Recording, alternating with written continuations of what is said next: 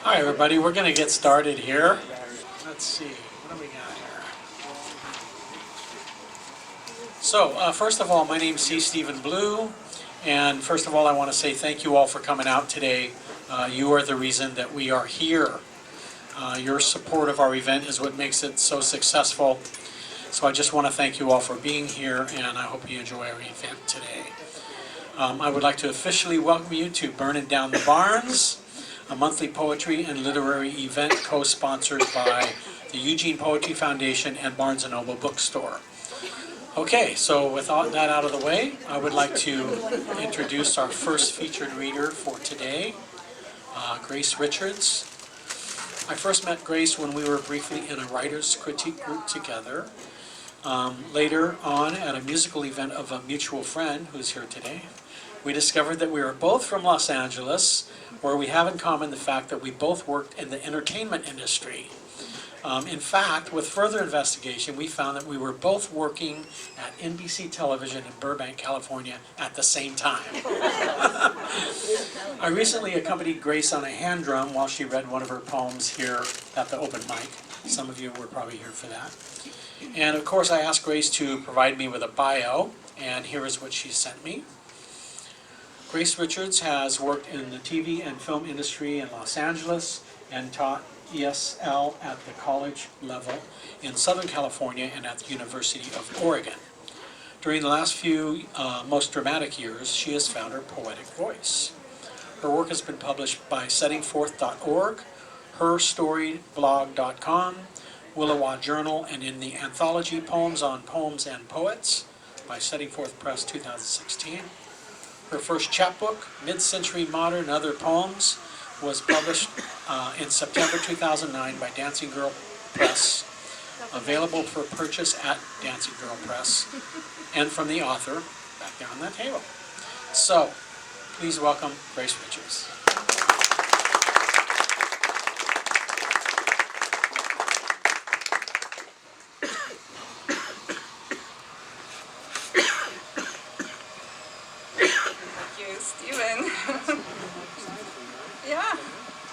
Does that work? Yeah. Well, hi everybody. I'm so excited to be here. Thank you, Stephen, for inviting me. And I'm honored to read with Sharon. I've met her at several other poetry events in town, and I'm excited to read with her. Most of the poems I'll read today are from my newly published chapbook, and it's back there on the table if you'd like to buy a copy. But I'd like to start with a poem by Sylvia Plath, one of my favorite poets. This one is called Mirror. I am silver and exact. I have no preconceptions. Whatever I see, I swallow immediately, just as it is, unmisted by love or dislike. I am not cruel, only truthful. The eye of a little god, four-cornered.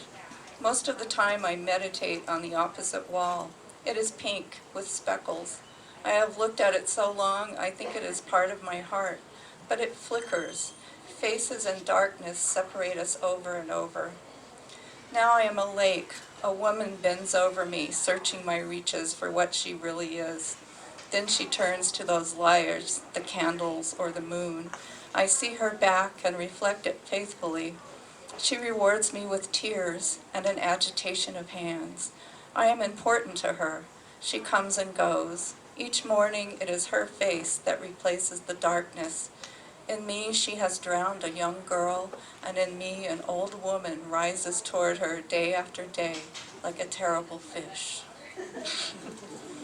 I love her honesty.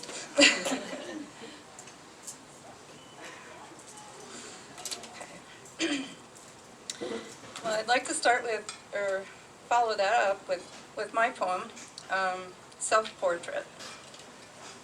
Shy, introverted, uncertain, I deflected the glances or outright stares of men who wakened my defenses. Young and pretty then, delicate, fair-skinned, a redhead, odd among the blondes, the perpetually tanned. I never fit in, yet more than one boyfriend observed I was a cool little chick with an artistic soul. I've looked to my lovers to form the fragile image reflected in my bedroom mirror, to assemble a woman who is whole. Yet who am I now but a collection of shards in a messy mosaic? And I cannot recall when I crossed the Rubicon of accumulated years, dividing the desirable from those addressed as man.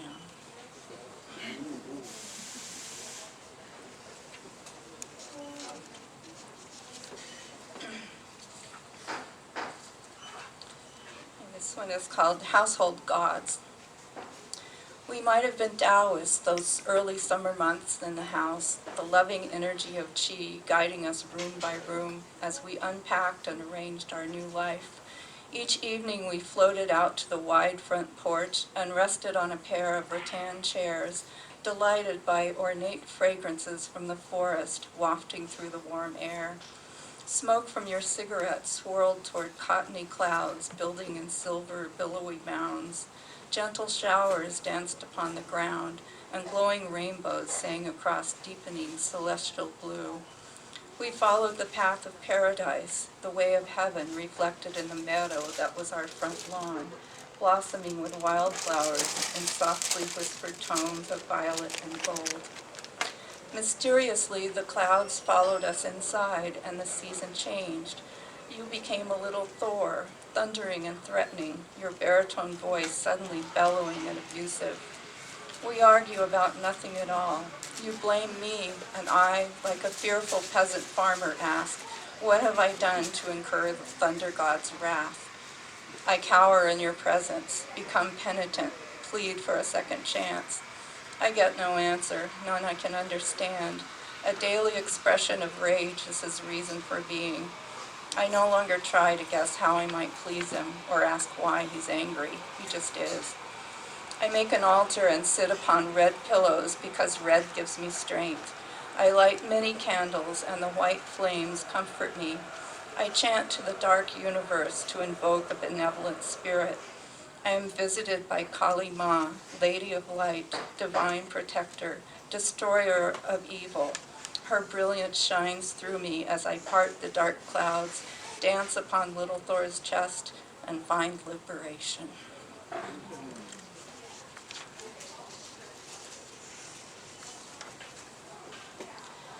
Mid-century modern. At the entrance, 2 sets of stairs forced an immediate decision. Step up onto hardwood, an invisible corner, an uncertain hallway, or down a narrow carpet of steps swallowed by shadows. Avoiding the stairs altogether, a left turn led to a room crowded with mahogany, an air of abandonment floating among the chairs with high-backed curves and heavy legs. Opaque corner windows hinted at a view. A mid-century house with no center, compact rooms in a horizontal row strung along the hillside, like a corridor one hurries through on the way to somewhere else. The dying Qi could never penetrate the sharp, staggered right angles, the obstacles of so many walls. The life force diminished, dissipated in the wasted space. You and I lost our love in that dimly lit maze of bad feng shui. The split-level design doomed us from the start, foreshadowing hidden fractures. You introduced me as your current wife, with frequent mention of your last wife.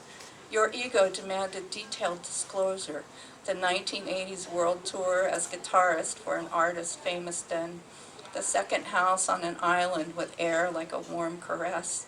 But your social nature changed inside our front door. You migrated downstairs, incinerating false promises with bitter cigarettes. Now I find myself archived as your 4th former wife, the last entry in your bio.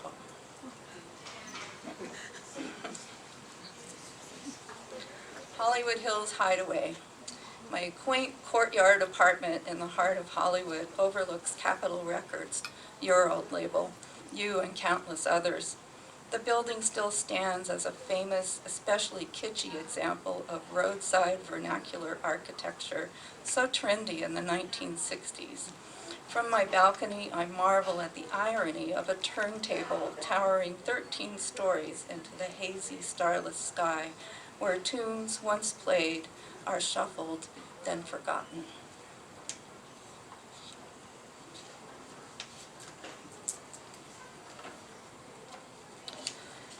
And this one is not in the book, but it was recently published by Wallowa Journal. It's called Adagio in Your Absence. Day after day, the piano sits unplayed, its lustrous black lacquered presence impressive and imposing through the French doors.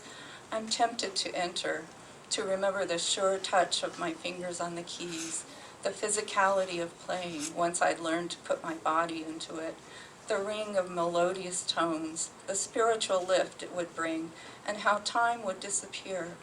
I missed the house we shared, the rarefied air we lived in, the expansive space of our lives then. As soon as I'd finished a piece, I wanted to play it again. If I were to lift the top now, it would cast a shadow like the ragged wing of a dark bird portending the end of the world, a shadow the shape of my grief.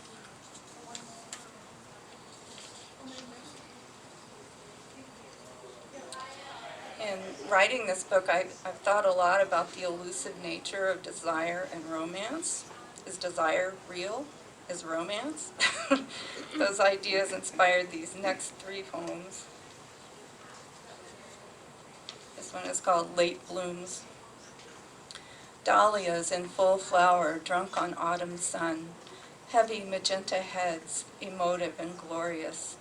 Many layered petals widen from spiraling saffron centers, curl and narrow to pointed tips, seductive as sensual lips. The topmost blossoms beckon, rich halos of luminous color. I want them, want to be them, snip their long stems, place them in a crystal vase where they soon droop and die, lives severed amid sharp, prismatic patterns of light.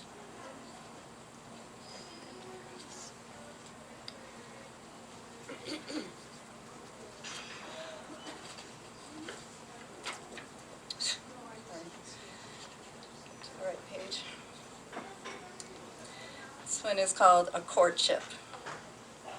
Amid the tangled crisscross silk she rests, sensing a suitor's gentle dance as he vibrates the outer strings of her web.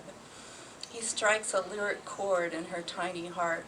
She stirs and begins to sway, her smooth arachnid hips in rhythmic seduction. Come hither, her round belly sings, its red-hot violin searing his eyes with lust. He moves toward her, legs wobbly with ardor and anticipation. She reclines upon her broad back, fangs open as if to say, "Welcome home." His dance is quickly done. He deposits his seed, but it's not over yet. Never one for sticky sentimentality. She bites his head off and swallows it whole, the quick closure her triumph as she melts in waves of ecstasy.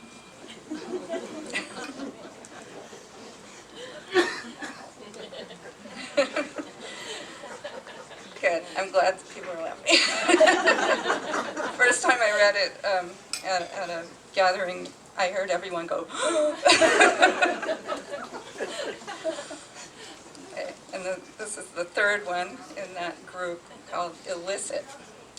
One woman, one man, so many stories to tell. Imagine one more. At the river's edge, startled birds flutter away amid tangled trees. Your dimples, your smile, your fathomless deep blue eyes make my heart leap up.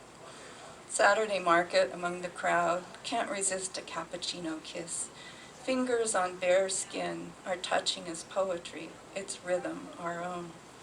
Morning cigarette takes you too soon from our bed. I breathe lonely air. Empty coffee cups, cool fog drifts in, bittersweet end to summer's heat.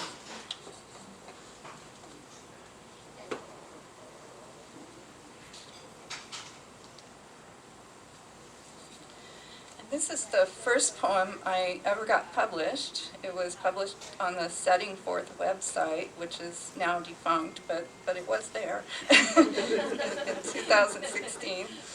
And it's called Book Signing. It's based on a reading that Dorianne Lask did at Tsunami Books. This was my reaction to that reading. Book Signing. Her voice is startling, intimate, and deep, the throaty whisper of 1,000 cigarettes, compelling her devotees along endless miles of highway, through flat, featureless land, tanned trailer park boyfriends, astonishing convection oven heat, a mother who wonders why you want to leave, a self-searching migration. Familiar figures of a wasteland echo my memories of the dead-end emptiness of the desert Southwest. I wait my turn in line, breathlessly ask if she will sign my book, if she wouldn't mind. I give her my name, and with her autograph, she begins another work of art.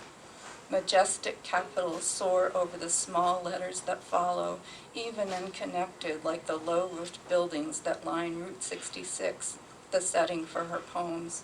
The backdrop of secrets I conceal yet can't forget, but her brilliant flame burns my shame to ash.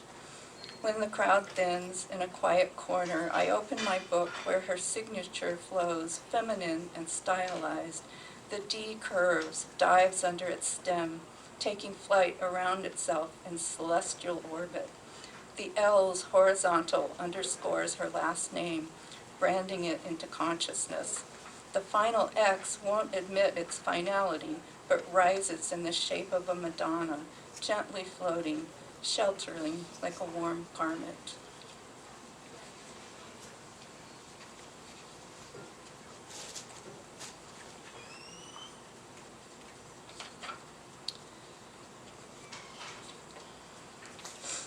This one is based on an article in Bloomberg Business Week magazine entitled, "Japan's Prisons Are a Haven for Elderly Women." So this one is a found poem for lost women. In Japan, lonely seniors are sentenced for shoplifting. Most are married mothers whose children are estranged, whose grandkids are never told. They would be ashamed. Prison is a way to end their hunger for 3 meals a day. Ms. F, living alone on welfare, stole rice, strawberries, a package of beef. Ms. O pinched a rice ball, a mango, coffee, and tea. Ms. N lifted a paperback, croquettes, a hand fan. Ms. T took fish eggs, seeds, and a frying pan. Petty theft brings relief from loneliness and emotional starvation. Ms. A made off with clothes from sidewalk sale racks. She had money in her purse, but how exciting to simply grab the garments and not pay. Ms. O says the young policeman was kind, and she felt heard for the very first time. At home, Ms. N felt invisible, just someone to do the chores. But in prison, she enjoys her factory work, and when her time is served, she will miss being seen as meticulous, efficient, and clean. Ms. T lost her husband to dementia, lost herself to shame, afraid to ask for help, but in prison, she can breathe and be herself.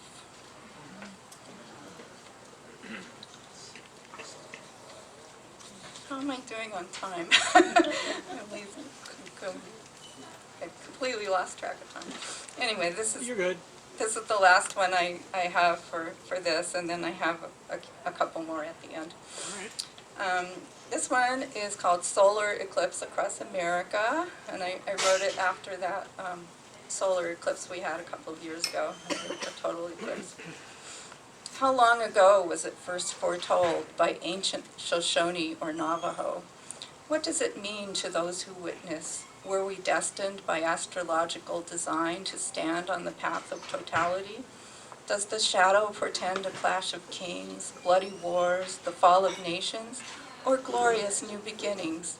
Whatever happened to the promise of a peaceful Aquarian age?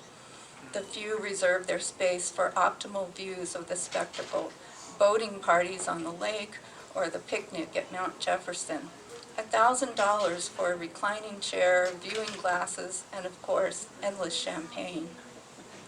The rest of us choose a commemorative mug engraved with the date to sit on the cramped kitchen shelf near Jesus, chipped and gathering dust, but glowing in the dark. The miracle is about all of us. We look toward the darkening sky and willingly let go of earthbound concerns.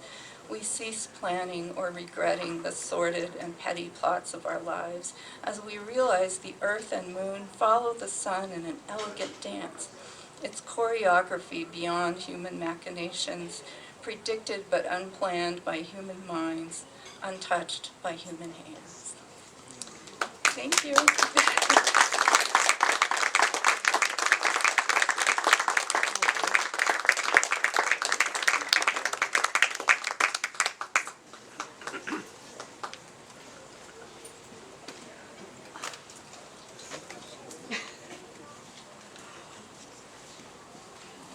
I'm sorry, I thought you said you were going to do a couple more after that. Oh, well, at the end. Oh, at the end, right, gotcha. Okay, so let's give Grace another hand. That was really good.